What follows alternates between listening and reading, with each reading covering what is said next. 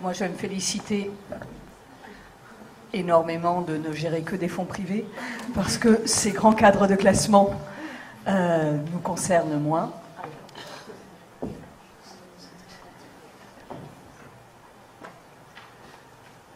Donc, et vous présenter le plus rapidement possible le Centre des archives du féminisme d'Angers, et donc, pour commencer, ce dont il s'agit.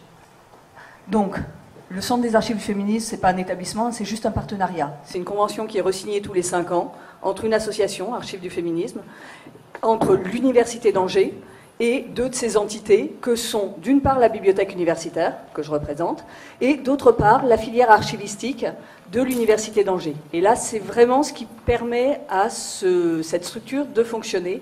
Et elle marche avec un comité de pilotage annuel où il y a des représentants des archives privées et des archives nationales, la représentante des archives départementales, et à titre d'invité, les gens de Marguerite Durand et de la bibliothèque de documentation contemporaine.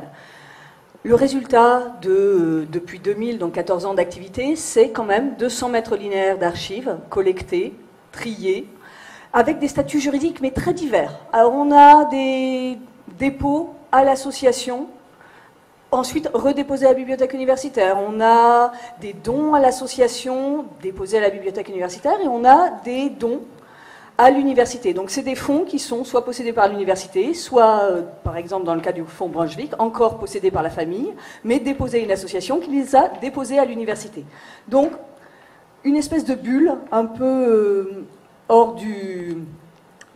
Voilà, on n'est pas du tout dans le même contexte que celui dont nous parlaient les collègues. Alors, la collecte, comment ça marche ? Pour le moment, vraiment le rôle central de l'association Archives du féminisme et d'une personne qui était d'ailleurs la première invitée à cette table ronde, qui est Christine Barr. D'une part, comme présidente de l'association qu'elle a fondée, qu'elle fait vivre, et d'autre part comme chercheuse. Et par ces 2 biais, par le biais d'un réseau qui est quand même très important, elle a des propositions de dons. Et elle les ramène vers le Centre des archives du féminisme. Et la bibliothèque universitaire qui se prend au jeu quand même depuis 14 ans, on commence à s'y attacher à ces fonds, avec partie prenante des décisions de collecte bien sûr, mais aussi avec des idées. Donc c'est nous qui étions allés voir Benoît de Groux. On est allé voir aussi l'écrivain Martin Winkler, qui, autour de tout ce qu'il a pu faire sur la contraception, etc., a une quantité de courriers, une documentation assez incroyable sur l'histoire des femmes par le biais du corps. On est aussi bien parce que quand les gens donnent, ils ont plein de brochures, de livres, de journaux, donc plein de choses comme ça. Et le fait d'être une bibliothèque, c'est très pratique pour traiter ce genre de fonds sans forcément se laisser envahir. Et le lien avec Mnémosyne, c'est quand même que nous conservons l'ensemble des mémoires déposées pour Mnémosyne. Et alors, Marguerite Durand nous aime beaucoup parce qu'ils doivent avoir à peu près une quinzaine de mètres linéaires d'extension, de collection. Donc dès qu'un fonds dépasse 10 cm, ils nous appellent. Dès que quelqu'un va voir Marguerite Durand avec plus de 15 cm, Angers est au courant. Il y a encore du boulot à faire sur la structuration de la décision. On a un petit côté un peu artisanal qui est particulier. Donc archives du féminisme, juste vous montrer, c'est central sur le site. Donner ces archives, c'est l'un des points et le rôle majeur de l'association Archives du féminisme. Donner ces archives, ce qui est très intéressant, et si dans la salle des gens se posent la question, parce qu'en tant que chercheuse, il y a des choses très importantes, c'est des recommandations pratiques. Genre, ne faites pas de tri avant de donner. Oui, ce que vous faites est intéressant. Oui, il n'y a pas que vos livres. Toute la documentation que vous avez réunie est intéressante. Et ces choses-là, c'est important de les dire, parce que Dieu sait que les féministes sont modestes.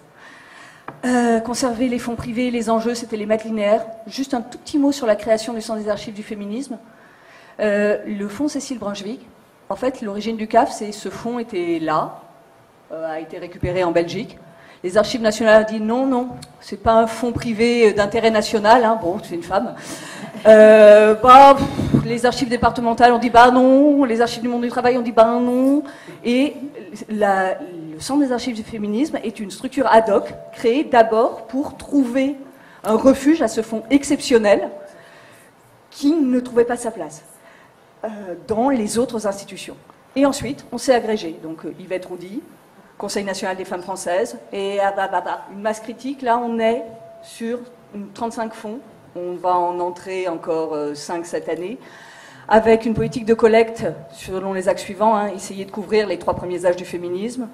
On va de Marie Bonnevial, donc fin du 19e siècle, aux chiennes de garde, avec, là, dans les dernières collectes, des thématiques émergentes sur l'avortement, l'homosexualité, les violences faites aux femmes, et un rôle qui se marque de plus en plus sur la gestion des fins de cycle de gros collectifs. L'an dernier, on a rentré les fonds à la fois documentaires et d'archives du collectif Rupture, qui sont des gens qui ont énormément travaillé sur la parité, sur la question des femmes dans des associations plus mainstream de type Amnesty International, etc. Et on a pu entrer sans maîtres linéaires, qui ne sont pas encore classés, mais on a encore ces possibilités-là en termes de locaux. Les enjeux à venir, c'est les copies numériques. Par exemple, la photographe Catherine Dedon qui nous dit « Oh, bah, vous pouvez numériser mes 4000 photos et ensuite diffusez-les, ça peut être intéressant pour les chercheurs. » Même chose pour l'émission Femmes Libres, donc c'est des espèces de situations où on est dans la mise à disposition de fonds pour les chercheurs, sans forcément les posséder, et d'autre part, des fonds nativement numériques, et là c'est l'enjeu à venir. C'est-à-dire Vinclair, par exemple, on ne l'a pas entré parce que, monsieur, c'est des forums, des messageries sur Yahoo, sur Gmail, etc.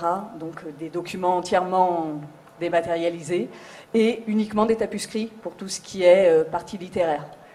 Une proposition donc nous avons, c'est l'association Effigie avec un forum privé. Donc là, tout ça, c'est de vraies questions et tout un écosystème numérique de blogs, de carnets de recherche, etc., qui posent des vraies questions qui vont nous faire nous rapprocher de la BNF et des archives du web. Enfin, il y a énormément de questions qui se posent sur les fonds ultra-contemporains. Même chose pour Mixité. Alors, traité, je vais très vite. Le bibliothécaire n'est pas un archiviste, ça pose des soucis. L'acculturation à l'ISAG, le AD natif. Pour répondre à l'inquiétude de madame de tout à l'heure, un des soucis, c'est que ça n'arrête pas d'entrer et on n'arrive pas à retraiter dans un deuxième temps ce qu'on a déjà traité une première fois parce qu'il faut traiter les nouvelles choses. Donc les défauts des inventaires faits restent les défauts de l'époque où ils ont été faits et on va de l'avant. Alors notre force pour aller de l'avant, c'est la filière archivistique angevine, les étudiants, une main-d'œuvre abondante, renouvelée. Je ne l'ai pas écrit, bon marché. Et quand même une équipe d'archivistes qui font de la veille et de l'expertise technique. C'est-à-dire quand on se pose les questions de quoi faire d'un forum privé, on a des gens à qui la poser, ce qui est quand même plutôt bien. Les faiblesses, c'est l'hétérogénéité de niveau. Quand on tombe sur un mauvais étudiant, Marie-Hélène Franjou, là, voilà, on a des inventaires qui sont pas... Bon, de qualité variable. Il n'empêche, ils sont traités. Ils sont traités souvent, par contre, dans une granularité très fine, parce que les étudiants, ils y mettent tout leur cœur. Des difficultés pour les traitements de trop gros fonds, parce que quand les étudiants y mettent tout leur cœur, ils n'arrivent pas dans le temps imparti. Et on ne va pas les faire travailler en dehors de leur temps de stage ou des vacations qu'on leur rémunère. Et des fois, le blocage, c'est-à-dire qu'à un moment donné, ils disent « Ouais, c'est sympa, mais vous avez des fonds féministes quand même ?» Bah ouais, c'est un peu la thématique. Mais donc ils disent, bah oui, mais nous on va gérer des fonds d'entreprise et tout. Donc ce qui est intéressant, c'est qu'on a des partenariats avec le CNAES, l'histoire sociale, pour essayer de diversifier un peu et ne pas tarir notre filière. Donc l'inventaire détaillé, moi pas, mais un inventaire détaillé, c'est le prérequis en termes de diffusion. Donc tous les inventaires sont diffusés en PDF sur le site web de la BU, ce qui leur permet d'être indexés par Google, liés à des galeries d'images, ce qui est un point d'entrée. Alors, un enjeu majeur pour nous, c'est CALAM, le catalogue en ligne des archives et manuscrits de l'enseignement supérieur, parce que les chercheurs, certes, ils utilisent Google, mais ils ne vont pas se fader les sites internet de toutes les bibliothèques universitaires de France. Donc, avoir un catalogue unifié de tout ce que les bibliothèques universitaires de France contiennent comme manuscrits, c'est quand même un enjeu super important. Et vu qu'on n'avait pas créé nos inventaires nativement en EAD, on est en train de faire de la rétroconversion à la main, avec notre main-d'œuvre bienveillante et bon marché, pour essayer de remplir CALAM. Donc l'enjeu, c'est vraiment l'indexation fine. Là encore, ça recoupe ce que vous disiez.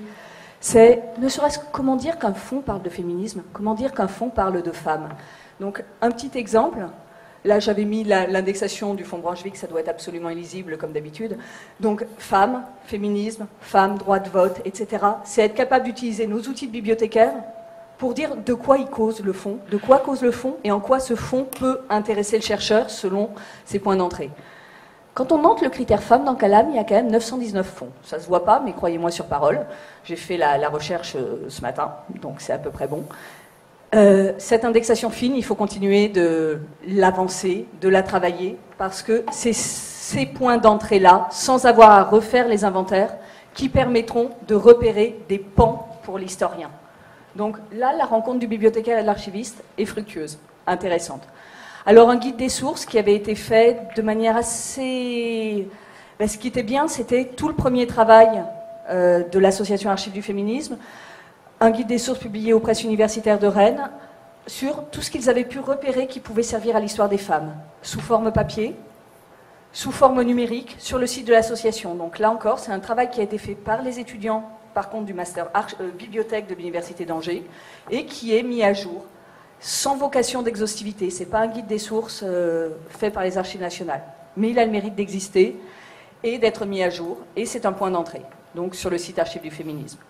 Valoriser, ce qui est vraiment intéressant pour les fonds, c'est d'être près de chercheurs, notamment une structure fédérative de recherche de proximité sur les Pays de la Loire, donc, qui s'appelle Confluence, avec un axe, JEDI, genre et discrimination. Là, ça fait qu'autour de Christine Barr, et de tas d'autres chercheurs, des chercheurs en pluridisciplinarité travaillent sur ces questions-là, et donc le fait que les fonds soient à Angers, c'est une histoire de proximité. Pour les chercheurs parisiens, Angers, c'est loin. Donc, je viendrai à mon troisième point. C'est aussi l'assurance que les fonds peuvent faire l'objet rapidement de travaux, donc colloques, journées d'études, mémoires, thèses, publications, avec des publications dans la collection Archives du Féminisme des Purs. Marie Bonnevial a fait l'objet d'une thèse, Cécile Brochevik, enfin, il y a de la production directe sur ces fonds. Et, alors là, je fais ma minute de publicité, mais une bibliothèque universitaire à taille humaine, on est quand même tout petit, on n'est pas bien nombreux. On est ouvert comme une bibliothèque universitaire, c'est-à-dire du lundi au samedi. Pour de vrai, c'est jusqu'à 20h. Donc si vous voulez continuer à regarder les archives jusqu'à 20h, on peut faire en sorte que vous y soyez. Des communications à volonté, sous 10 minutes, parce qu'il n'y a pas... voilà, on parle de 200 mètres linéaires d'archives, pas de 200 km. Donc c'est pas les mêmes échelles. C'est normal. Un espace de consultation dédié, possibilité de travailler en groupe, de travailler ensemble, ce qui est très intéressant pour des groupes d'étudiants. Et à titre personnel, une réflexion sur une offre de services un peu genrée, parce qu'il y a plein de jeunes chercheuses qui travaillent sur l'histoire des femmes. Au Centre Archives du Féminisme, à l'association, on en a vu plein, le bébé au sein, le ventre rond, qui ont envie de continuer leur recherche quand bien même elles ont un petit. Et ça, on est totalement partant pour accompagner ce type de consultation. C'est une offre de service. On est capable d'avoir une crèche, on a un frigo pour les femmes qui tirent leur lait, on a un espace où elles peuvent tirer leur lait. Blaguer, mais c'est important. C'est vraiment des choses, quand on parle d'une certaine génération de chercheuses, à 30 ans, on peut choisir d'avoir des enfants et de chercher. Et il faut que les institutions accompagnent.